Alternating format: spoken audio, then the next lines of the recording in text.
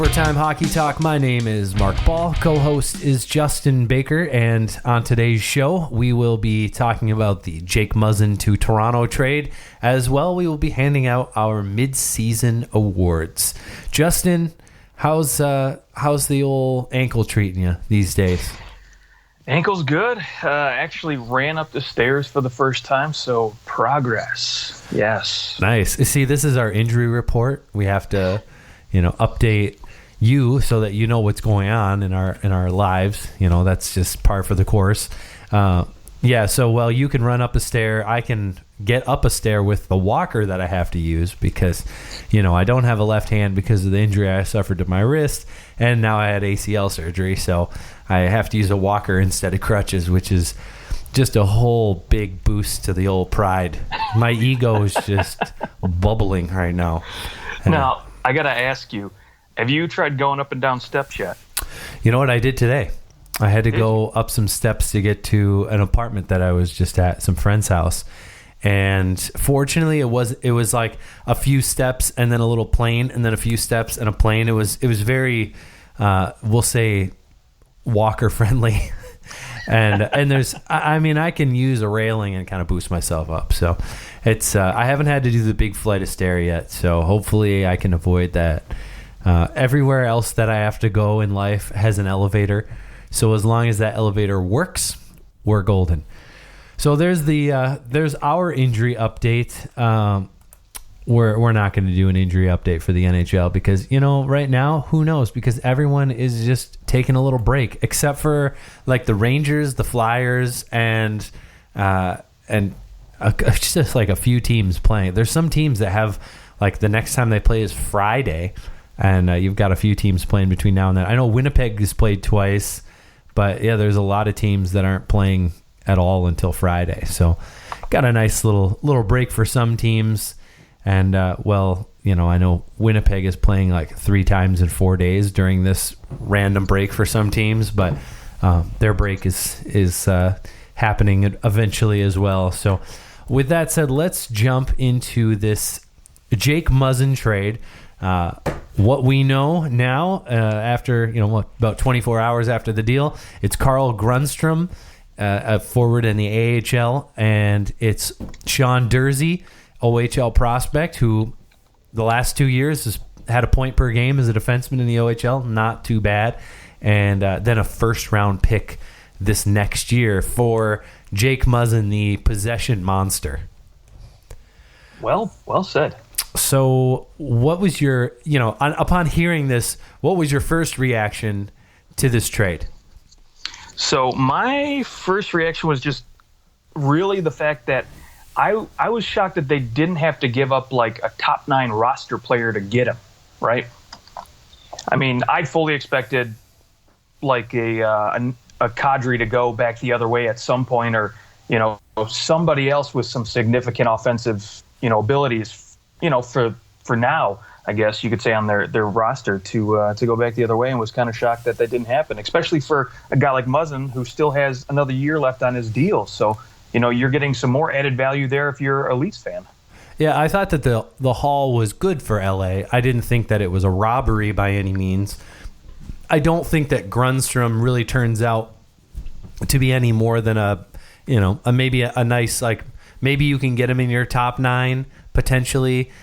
He's definitely playing in your bottom 6 though, in terms of your forwards.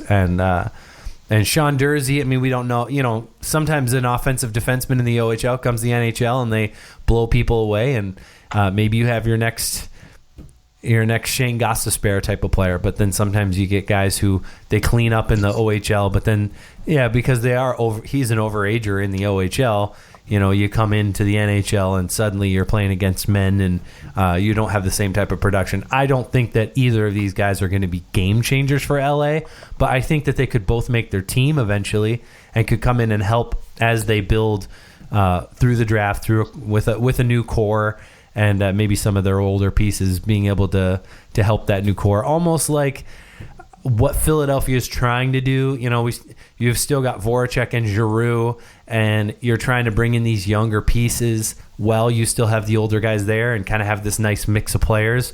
I think they'd love to do that, and so we'll see if that ends up being the case. But, I mean, in terms of for Toronto, the team today, they are vastly better than they were yesterday because all of a sudden you look at their defense and you go, Jake Gardiner, Morgan Riley, Jake Muzzin, and then you kind of sprinkle. You've got Travis Dermott, who now gets to play on your bottom six or your bottom pairing, and he'll probably end up playing with Ron Hainsey, which in a bottom pairing role, I think Ron Hainsey's a nice player. It was when he was playing with Morgan Riley that you're like, man, Riley's just being ripped down. But now you look and you go, well, Muzzin could play alongside Riley or Gardner, and suddenly either one of those guys are going to be extremely benefited because of who they get to play with. Because now they don't have to worry about rushing the puck up the ice. And you got Jake Muzzin behind you. Yeah, I would not disagree with that one bit. So do I think that it's now the Leafs are going to win the Cup? No, I do not. But I do think that it is a good move. I think that chances are wide open. The East is wide open. And so if they can somehow, you find your way past Tampa Bay. I mean, Tampa Bay to me is the one team that you look at and you go, they'd probably beat the Leafs. But, let's say Frederik Andersen is unreal and you have a couple games where you're fortunate. I mean, really anything can happen in the playoffs. And so, I mean, I think that now with Muzzin, they have at least a formidable defense to where their offense, I think, maybe get a little bit more production because they can actually move the puck from beyond the hashes of their own blue line. That's been their biggest problem is that below the circles they're a joke and they get pushed around and they can't move the puck. And so Muzzin comes in there. I think he'll be a steadying factor. I'm sure that the biggest winner here is Mike Babcock. I think he's loving his life right now. Hey, I can't disagree with that. I got to ask, though, do you think Toronto's done making moves? Yeah. I think that they're done making moves like this. I think you could see them bringing in a player who would pop into their bottom six. Somebody for depth, maybe a depth defenseman, although I don't think they really need a depth defenseman. Now I mean, you're seeing Oshaganov and Marincin are both going to be healthy scratches, or maybe sometimes Hainsey will be a healthy scratch, which I don't think is a bad idea, where you can go, hey, Ron, this is as the stretch comes down, let's say we get a month later and things are looking better for them in terms of their playoff positioning, and they can go, we're going to rest you a little bit so that you're ready for playoffs, so that you're nice and healthy. I think that would be a benefit for a guy who's 37 years old. It's not a bad thing to be able to cycle him out every now and then. But yes, I think that they are done making huge impact moves. I think you could see them going for a UFA who can play on the bottom six for depth, but that's it. Maybe a goalie, maybe. But I don't know why you would, because really, if Frederik Andersen gets hurt, there isn't another goalie out there who can replace him. So I don't think that you need to spend any resources on bringing in someone else when you should have the players that you think that can get the job done. I mean, you bet all your money on Garrett Sparks when you let Curtis McElhaney and I can't remember his name. Pickard. You'll think of it. Calvin Pickard. When they let them put them both on waivers, you were saying, we think that Garrett Sparks is our guy. So he's your guy. I think you stick with him. And if he falters for some reason, then next year you go after a different option. But anything else to say about the trade, the first big trade of as we head into deadline 2019? Yeah, I like how you put that, the first big trade, because again, I think this is enough to where now teams can start looking and be like, okay, this is our measuring stick. So let's go out there and make some deals. And so hopefully you get the ball rolling a little bit. Now, I don't think you're going to see, maybe some blockbuster trades right away here in the next week or two, but you could start seeing some moves being made. So I'm excited to see how this plays out. And from a Toronto perspective too, I love the fact too, I forgot to mention this, that he gets a month now before the deadline, an extra month to get acquainted with the team, which is just going to be so much more beneficial for them down the stretch. Yeah, and another huge thing is the fact that I saw a quote from him. He said, as a kid, I was pretending to be Doug Gilmour and Wendell Clark and And I loved watching the Leafs. Like, the Leafs were his team. So I think that does play a small part into a guy becoming like, wow, I get to play for the team that I've cheered for all my life. I think that's cool. It's like another John Tavares coming in, a guy who wants to be in Toronto, which was something that for a while wasn't happening. And I think that Brendan Shanahan, back when he first took over as president, said, this is something we are going to do. We're going to make this a place where people want to come home and they want to play here. And I think that he is certainly succeeding in that. And I think that can't be discounted because we have seen free agents go to places because they want to go home. And Toronto hadn't had that luxury despite sending so many players to the NHL. So I think that long term it'll be a good thing for the Leafs too. Okay, with that said, shall we move on to some mid-season awards? I know we're a little past the mid-season mark, I guess you could say. And we're at, 48 games, 49 games, but close enough. We're at All-Star break. It's a great time to hand out some trophies. So let's hand out our... let's do the Hart Trophy last, because that's the big one. That's the big one. Let's go with the Norris. We'll start on the defenseman first. We'll give them some love. Who do you have on your Norris list? Ooh, I think number one for me, given the surprise play of this team this season, I got to go with Mark Giordano right now. Okay, all right, but based on his team or based on how he's playing? No, so right now, looking at his numbers, he's put up 52 points, 49 games. And don't get me wrong, I don't read a ton into it, but at a plus 29, it's saying something, right? And, for a guy that, we looked at last year and maybe his production, we started to say, he's going to start to slip a little bit. And he sort of finds a resurgence, right? I think he's got a much younger team around him. Some younger guys come in like Elias Lindholm.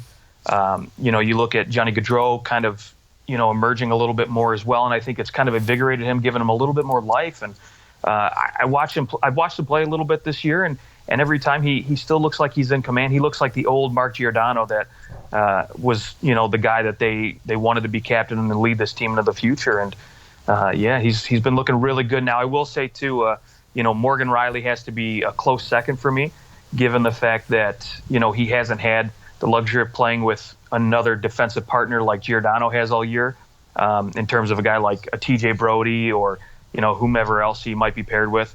Morgan Riley's been sitting with, like we've talked about, Ron Hainsey forever, and yet Morgan Riley still goes out and produces, and, night after night he's still able to be one of the top defensive players in the league. Yeah, and I'd say what is even more impressive, Morgan Riley's my Norris pick. I think it's his 5-on-5 play where you look at the points he's put up. Both Brent Burns and Morgan Riley have the same amount of 5-on-5 points. Mark Giordano has one less. So, but Morgan Riley with 13 goals, which is impressive. That's a career high right there. But again, the fact that he's been able to do this without a lot of other defensive help, to me is the biggest nod to go, this guy has carried his team defensively. And, I know that the award verbiage is the defenseman who demonstrates the greatest all-around ability in the position, which, in reality, it's almost like, well, you have to be at least in the top 5 of scoring for a defenseman to even be considered generally. But I would just say he's put up the points. He has the most goals out of any defenseman. He has the most 5-on-5 points. So he's not just milking the power play too. And he also has had to make up for an under average defensive partner. Yeah, that's fair. Okay, let's go to the Calder Trophy, Rookie of the Year. Ooh. Where I think it's there's 3 guys. It's Mira Heiskanen, Elias Peterson, and Rasmus Dahlin. 2 defensemen and a forward. And there's no one else that's on that list. I think maybe if Carter Hart had started the year in the NHL and was playing the way that he's playing right now, he might be on this list potentially. But he just started playing less than a month ago. And so it's difficult. It would be too hard for me to put him in there, even though they are on a nice little 4-game winning streak.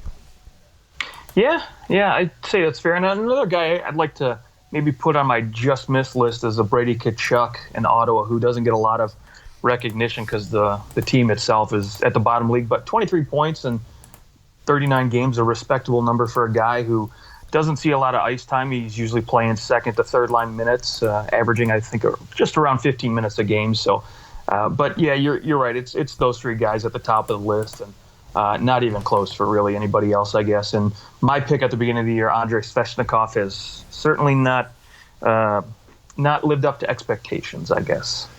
Yeah, well, I mean, I would say that he's been fine. I think by the end of the year he'll have 20 goals, which isn't bad for a rookie year. I mean, nobody's complaining about a 20-goal scorer, especially since he's 18. I mean, you look at Elias Peterson, he's coming in a year older, and he's really coming in on a team that was, I don't know, just the way that he came in was kind of primed for him.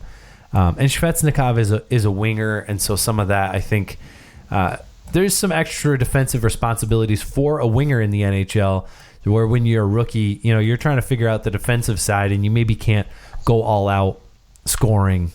But yeah, he's looked fine. I'd say Svechnikov looks fine. At least he's not a giant bust. He looks fine. I think he'll have 20 goals by the end of the year. But yeah, so who do you ultimately pick for your rookie of the year? Yeah, this is a no-brainer for me. It's Elias Patterson right now. He's just dominating so much right now at 1.13 points per game, and he's averaging 18 minutes a night. I think, the one area of his game, obviously, that maybe needs a little bit more work is, he's got to win some more draws and maybe play a little bit better defensively. But, I mean, let's face it, he and Brock Besser, they get up the ice so quick and they make plays so fast that, sometimes you don't even have to worry about defense. I will say he's shooting 28%, so that'll slow down at some point.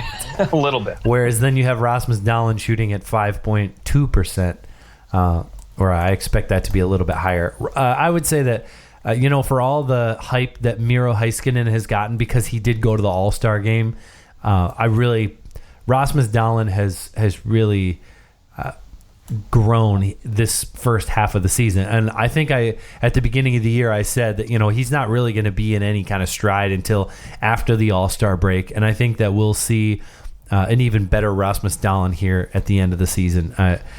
Buffalo chasing that playoff spot. They're now just outside of a playoff spot. Shockingly enough, the Pittsburgh Penguins have seemed to fallen on some hard times again. Matt Murray, some of the problem. The Sabres 4 points out with just a game in hand on the Penguins. So it's crazy to think that the Buffalo Sabres are chasing the Pittsburgh Penguins for the playoffs. That's just, I don't know. It just seems so unusual to even fathom that, just the way that the last, 10 years have gone. Okay, so yeah, I think we're both in unison saying Elias Pettersson for Calder Trophy. Let's go Selke Trophy. The forward who best excels in the defensive aspects of the game. Well, I'll let you go first on this one here, Mark. Okay. Well, obviously the easy pick to me is to go Alexander Barkov. He's been nominated. He's a guy that I think people have wanted to win an award for a really long time. I mean, I think he's actually only 24 years old, so he hasn't been in the league for that long, but it feels like he's been in the league for a long time. He was drafted the same year that Seth Jones and Nathan McKinnon were drafted. Yeah, that's crazy. Yeah. But that's the Florida effect. You just kind of get shoveled out there and forgotten about. But, the one guy that I think of that could have some say in here. I don't see him in any of the. I've looked at several. Here's the potential awards. I've seen Barkov and like Claude Giroux and Patrice Bergeron, of course, pops up over and over again. If Anze Kopitar was on a half decent team, his name is always on here. I am actually going to say Sidney Crosby for the Selke. Wow. And I'll tell you why. Because he is pushing for it. I saw something that he wants the Selke trophy. He wants to win the Selke trophy. And that guy, when he's like, I want to win this thing, he just goes and wins things. So I feel like, I don't know, we're going to see a campaign, Sidney Crosby for Selke. And so he's my pick for winning the Selke by the end of the year now. Okay. Now I've got a name too. Not your typical, you would think of, like, again, you talked about a Barkov or a Bergeron, guys that you would typically, almost always put in the race here at this point. But for me, I'm going off the board a little bit as well. I'm reaching for a St. Louis Blue player by the name of Ryan O'Reilly. Okay, yeah. Yeah, I honestly believe he is the best face-off man in the league, and that has just so much to do with, winning those defensive battles because, again, you're stuck in your offensive zone, and winning a draw is, that line between life or death, get stuck in your zone if you're tired or, even if you're trying to, move the puck out. Well, losing that draw is so critical, and it's so underrated, I think, in this game in terms of a defensive aspect towards it. And then not to mention, too, you look at the team he's on right now. Not a lot of, they've been getting better lately, but early on in the season, he was carrying that team both offensively and defensively. And right now, again, 50 points, 49 games. I love what he's done on both sides of the puck. There is one team that could be a surprise. They could toss a name into this list, and it's Anders Lee from the New York Islanders. Ooh. Who has taken the mantle of, all right, yep, John Tavares left. He's the new captain, along with this defensive head coach, Barry Trotz, who has truly milked the udders of the Islanders to the bone and has them in first place in the entire freaking league in goals against, and they were last place last year in goals against. 6th place in the league overall. And you have to look to, you've got to go, all right, who's leading the league in defense, which is the Islanders. And frankly, by far, 6 goals over the course of a game. That's the next closest is Dallas and Boston. But 122 goals allowed in 49 games is fantastic, especially for a year where goal scoring is through the roof. And so I think you've got to look to the leader of the team with the best defense in terms of team defense, and that's Anders Lee. So wow, it's my that's my little secret okay. Nod. Let's go Vezina Trophy. This is your baby here, so I'm gonna let you take the reins on this, and I'll give you my picks. Yeah, okay, good, Vezina. So right now I've got 2 guys pretty much at the top of the list, and I think one of the guy or my number 1 pick gets the edge only because, again, I think had my number 2 pick been healthy for most of the season, he would probably be up there. But John Gibson right now for me, mainly because, you look at the team he plays in front of, the Anaheim Ducks, and they're 2nd worst in the league at scoring goals per game. And for a team that's, still holding on, they're sitting at 500 right now, 21-21-9. Boy, man, without him, they would have been sunk a long time ago. That is absolutely true. I will give him that award if they make the playoffs. If they make the playoffs. If they have to make the playoffs if he's going to win it. In my opinion, there. Unless he's got a 1 point something, by the end of the year, I don't see a goalie that has missed the playoffs winning the Vezina. I don't know the last time that happened. Could have been Dominik Hasek, but that team made the playoffs all the time. They did. They did. It's ridiculous. Yeah, for me, honestly, I'm looking at the New York Islanders. I love the way that their team has changed their style of play, and a lot of that has come because they've gotten really good goaltending. Robin Lehner, a 2.02 goals against average with a 9.31 save percentage. He's 15-7, so he hasn't played a ton of games, 27 games, but he's played basically the same amount of games as Andrei Vasilevsky, and I think he's going to get more games down the stretch here. And I think that really by the end of the year, if he ends up playing 55 games, this Islanders team is first place in the league in defense, and he leads all, starting goalies in save percentage, in goals against average. Those things get weighed heavily. Of course, you might look at like Marc-Andre Fleury, who leads the league in wins, and that's all well and good. But just the way that he's come full circle too, it's just an unbelievable story. I'll hint towards he would be my comeback player of the year winner, even if he doesn't win this Vezina trophy, just for what he's had to battle with his mental health, and it's just an amazing story. But I just don't see how you can not look his direction and at least nominate him for the Vezina, because we've seen it in years past. The guys that lead in those statistics are at least appear on that list, and usually the team with the best team in the league, a lot of times that team's goalie wins the Vezina. Yeah, or is at least the candidate. That's fair to put. But for me, the only problem I have with maybe going to Robin Lehner is, he's got Greiss sitting back there playing just as good when he gets the opportunity, right? So you look and you say, okay, well, maybe it's more the system, right? Because, Trotz comes in there and he turned that whole team around. Basically, they didn't, outside of John Tavares, there weren't a lot of major pieces that moved, right? They bring in Valtteri Filppula, Matt Martin, And who else they brought in? They brought in Robin Lehner. Right. But again, Greiss, a guy who last year, terrible numbers. Robin Lehner, last year, terrible numbers. You bring in a new coach and a new system, and now these guys look like just studs behind, basically the exact same defense. So I do like the pick, but for me, he's just not there yet.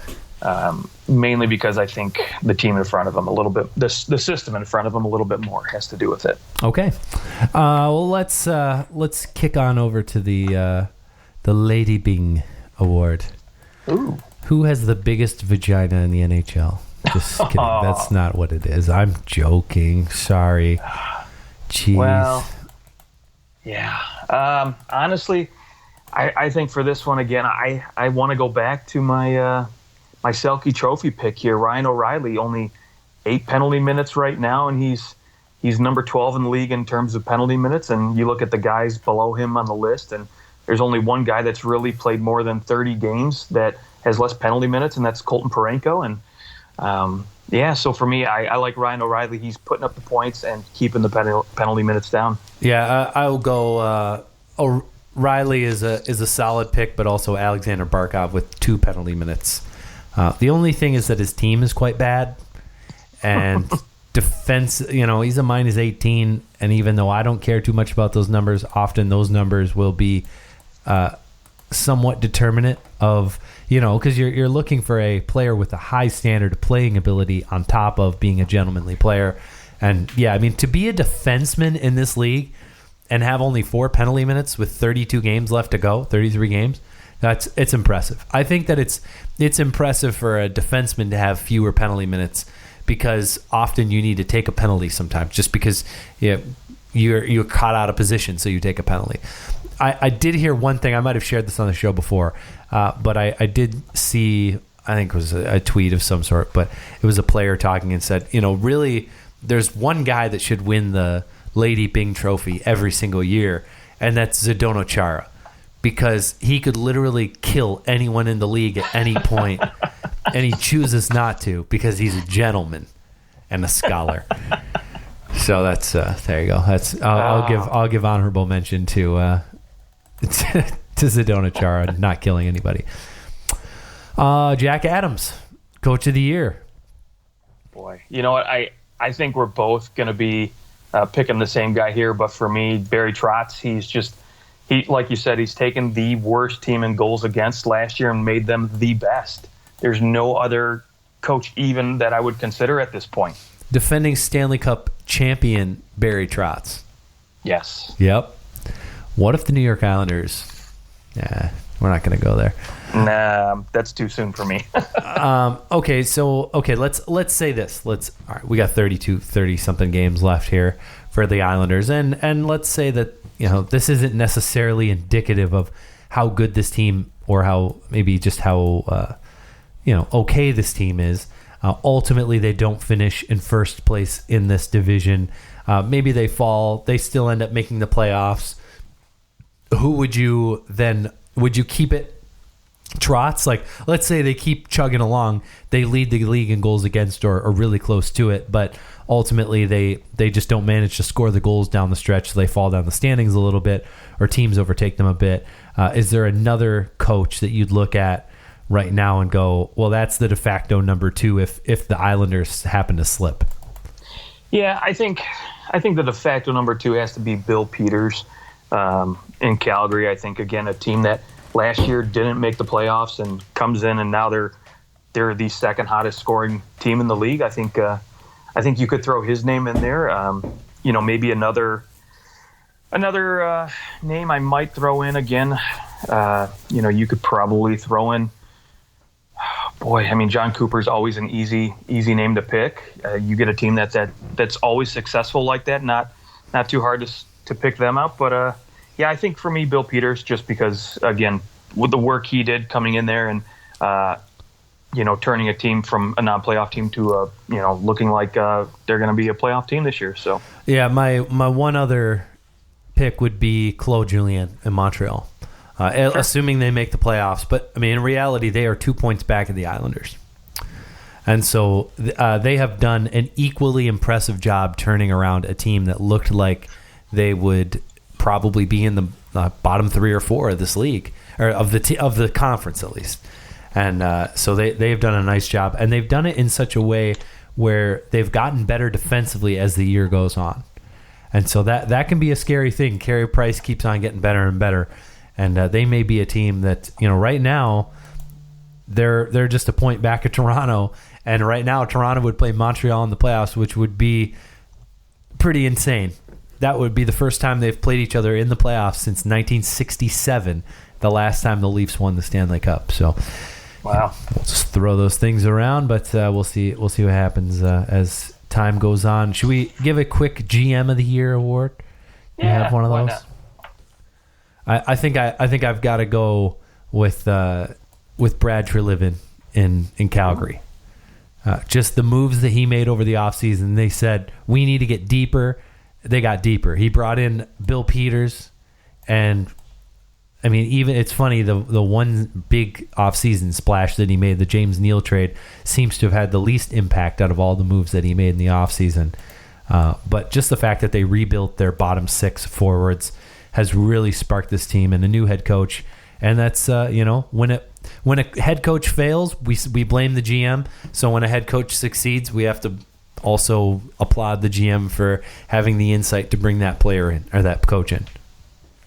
Yeah, I think that's fair. I would agree with that pick wholeheartedly. I don't see any quarrels with it. I think I would throw maybe Kyle Dubas's name in there too. I think already we've seen, the Jake Muzzin move. I can't see that not paying off. And just the fact that, again, even though it took a while to get William Nylander signed, he still got him signed to, significantly less than I was starting to worry he was going to end up having to pay him. So, well, you didn't think that he was going to even play this year, so no, I did not. But I figured if he was going to play, it was probably going to cost more than what he ended up paying. A Draisaitl kind of thing or something. Yeah, tip my cap there. Comeback player of the year. Anybody other than Robin Lehner, who I've already given my two votes for. Yeah, I can't disagree with that. Although I would like to throw Jeff Skinner's name in the ring there, just because, again, coming from Carolina, he really didn't have a whole lot of talent around him. It almost seemed like he had plateaued a little bit, and then comes to Buffalo, and again, playing with Jack Eichel doesn't hurt much. So, you get a little bit more spark, a little bit more life left in you, and he seems to have found a new energy, new passion for the game, and he looks very good in Buffalo. Okay, well, we have hit our Hart Trophy, the biggin. We can give some predictions for our Ross and Maurice Richard, which is more predictions at this point. But Hart Trophy for the first half of the season goes to whom? Boy, this one is tough. There are quite a few names right now, I think, and I mean, when I say quite a few, I think there's an easy 7 or 8 players you could make an argument for right now. I think right now I think I would probably go with Nikita Kucherov, just as dominant as he's been right now. He leads the league in points per game played. 78 points already is just incredible to think about it. And so, but I think given if their team happens to sneak into the playoffs, I would go with Connor McDavid. Yeah, I think it's Connor McDavid's trophy to lose, assuming he makes the playoffs. I mean, even last year they missed the playoffs, and the players still voted him the best, the top MVP of the league, kind of in the player voted one. I will say that if I'm not giving it to Connor McDavid, I'm actually Kucherov. He's played fantastic. He's 28 freaking power play points is unbelievable, and that still puts him 50 points on the year. He is more than a point per game just on 5-on-5, which is unreal. He does play on a fantastic team. I don't know how much you want to put into that. It's where I kind of lean towards a Johnny Gaudreau, much like last year where Taylor Hall won this award because of how good he was compared to the rest of his team. I just think that Johnny Gaudreau he takes the other players around him. He's taken an Elias Lindholm, a guy who, he's already having a career year, and we've got 30 games left on the season. It's crazy to think what he's done for his career. Before this, a career high of 45 points and 17 goals, and he already has 21 goals and 58 points. And now Sean Monahan, a very nice player, but I really think that they work well together. Of course, Johnny Gaudreau is the guy who's driving that line, and he is really. You look at that team's goals. You've got Johnny Gaudreau at 29, then Sean Monahan at 27, Matthew Tkachuk at 24, and Lindholm at 21, and then it really falls off from there. So you've got 4 guys doing all the work, but Gaudreau just really driving everything, and he has 51 points in 51 games, 5-on-5, on top of the 22 power play points that he has. So just absolutely ripping it up, and his team in first place, a team not expected to be there, a team where it seemed like they didn't have the goaltending to be where they were at, and I really like the way that they're playing. I think that they play in a better division than Tampa does. I think that a lot of the teams in that Atlantic Division, Ottawa, Detroit, Florida, I think those teams are quite bad. I know LA's in there, but LA's really the only bad team in the Pacific, and you've got Edmonton. And all these other teams are much higher up in the standings, and so I think that maybe Tampa Bay, that is a help when you're able to play bad teams like that on the regular, but not that Tampa Bay doesn't destroy everyone else, because they just got finished beating their last game against San Jose 6-3, so it's not like they can't beat anyone. But I just think that it's impressive when you're doing it on a team that's not supposed to be there. Sure, yeah, no, I completely understand. And I think for me, another dark horse candidate I might throw into this race would be an Alex Ovechkin. Just because from the start of the year to now, he's just been a firecracker for his team. He is the definition of a guy that just embodies everything that the team is right now. And he's picked up his play at both ends of the ice. And I think, without their head coach, Barry Trotz, there, and they just keep rolling. And I think he is the straw that stirs that drink there right now. Yeah, 37 goals in 50 games. He's probably going to end up pretty darn close to 60 if he doesn't get there. Just fantastic. I think that by the end of the year, he might have 50 5-on-5 goals. He's got 27 right now. 27 right now. So you're looking at least 40 5-on-5 goals, which is quite impressive. Last year, Connor McDavid had 35, and Ovechkin had 32. So those were the two top ones in the league. Ovechkin already with 27 with 32 games left to go. Ooh. Shows you how good of a year he's having. Any other awards that you'd like to hand out? Any made up the Justin Baker Award? Boy, that'd be great. The best, roller goalie. Yeah, I'm not sure if you maybe want to make a couple quick predictions for the Rocket Richard and. Oh yeah. Well, I'm sticking with my Ovechkin prediction that I made very early on. I won't say I said it at the very beginning of the season. I don't remember who I said at the beginning of the season, but I know that sometime in November I said he was going to go on a tear, and he has. So we'll see if it continues. But he's still my pick for the Rocket Richard. Who's yours? Do you have if he doesn't win it, who's your pick? Yeah, I think Ovechkin's the obvious favorite. I have to agree with you. My pick of Line just didn't pan out so well. He's sitting at 25, and there's no way he's catching Ovi at this point. Maybe if you combine Line with Svechnikov and who's the guy that Wings drafted in the first round? No, in the first round. Manta? No, in the first round this last year. Oh, Vezina. Yeah, we'll take their 3 goal totals and put them together, and then maybe you still won't come close to Ovechkin. No. Okay, so if not Ovi, I think the next guy to catch him for me might be John Tavares.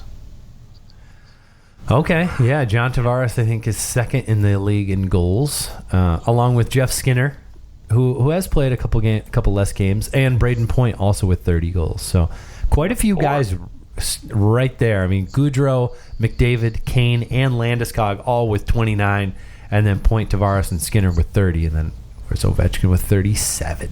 Yeah. Oh boy. But it just takes. I mean, it takes a hat trick and then a 2-goal game, and suddenly, the whole face of it all changes. It takes an injury. You just never know what can happen. But I, for one, am hoping for a 60-goal season out of Ovechkin. Ooh, yes. I think that'd be a lot of fun.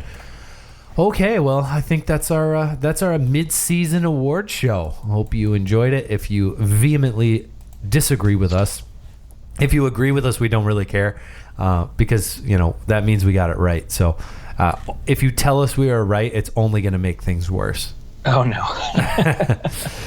But you can hit us up on Twitter at OT Hockey Talk, and we'd love to chat with you on there. And Justin, any parting words? Best of luck in your recovery, Mark. Hope things go speedy, because someone's got to walk down an aisle here. That is true. Months. Well, as one of my groomsmen, you know that you're on the hook to carry me if I can't walk. I'm dragging you, not carrying. That won't be an easy task to haul me across the floor, but it's doable. I mean, I do have 9 groomsmen, so should be doable. All right, that is our show. We hope you guys have a great rest of the week. We'll talk to you later in the week, and ciao.